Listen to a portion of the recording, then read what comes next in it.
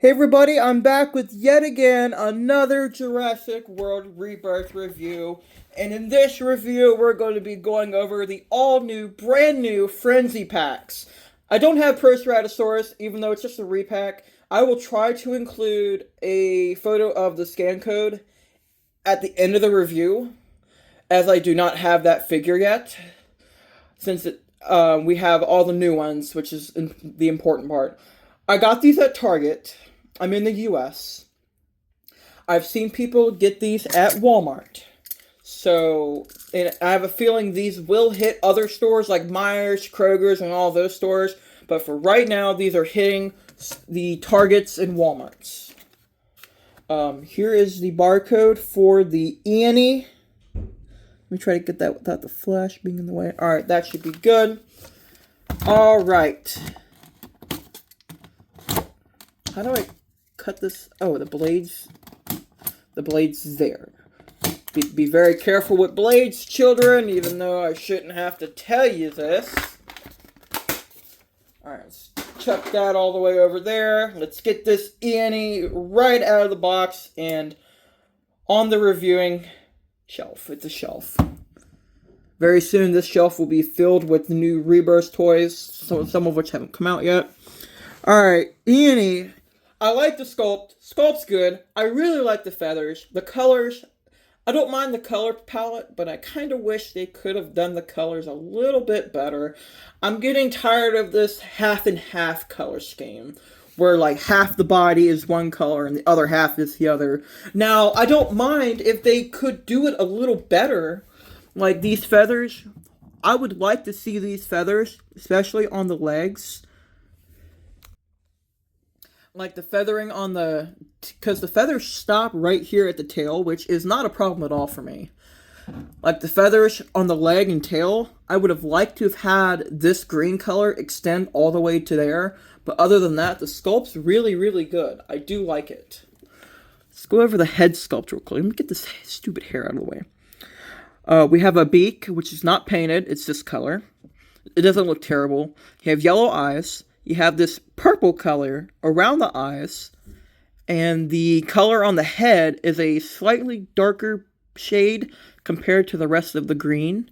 You have feathering going all the way under on the neck, covering the entire neck. That kind of stops here, goes up, the feathering goes on the legs, arms, and then stopping right at the beginning of the tail there. These are all no action features, just all posable. Arms move. Arms are painted in this greenish color. I'm call it orange and green. The neck can go up and down like that. Legs can move. Here's the scan code. And the tail can rotate as all of them can do. Solid figure. Would like to have a little bit more paint on the rest of the body, but other than that, it's not a bad figure at all. I'm still waiting on a Dryosaurus. Yeah, I do. I also like the pose. Let me see how well you can pose this. Yeah, that's not too bad. But I like the other pose. Yeah, that's it for the Annie. Alright, let's go over what's probably the best one in this wave, easily, the Edmontonia. This is much bigger than I originally thought it would be. For a Frenzy Pack, this thing is pretty chunky. Here is the barcode. Let me cut this open very carefully. Alright, let's get rid of the box, put the blade away. Comes like you have to put the legs down, but I'm sure everyone can do that. Oh, wow! Wow! For once! Tail articulation on a Frenzy Pack! Even though there's hardly any paint. It's a little bit there, but oh well. Let's go over to sculpt. Let me try to fix the feet so they are all flat on the ground. Yeah, head doesn't really move much. Sculpt is fantastic. I really like the sculpt. They did really good. I'm sorry. The colors are fine. I'm fine with the greenish. And you got this spring green color. And you got a dark, like, asparagus shade of green. Let's go over the colors real quick. You have this color around the I'm gonna call it the yellow. I'm gonna call it yellow. This yellow goes starting from the beak, going all the way around the eye, going all the way down, and then stopping right at the beginning of the tail. The only thing I would really want are these big spikes on the tail to be painted, but I'm just very happy that they even went out of their way to give tail articulation. It's one ball joint, so it's got a pretty wide range of articulation. The head doesn't really do much other than it could spin around like that. Obviously, arms can move, legs can move. These spikes here are all a rubber insert. It's all very flexible. Here's the scan code for those who want it. I'm really excited for the Hammonds reviews. I want to do those next. I'll do the Tiger Raptor first. The beak is painted. Hold on. Yeah, it is painted. They painted the beak. Well, hot damn. I really like the armor that they did. All of this is like kind of hard, but not really. Here's a look of it from the very top for those of you who might want to use it for referencing. There you go.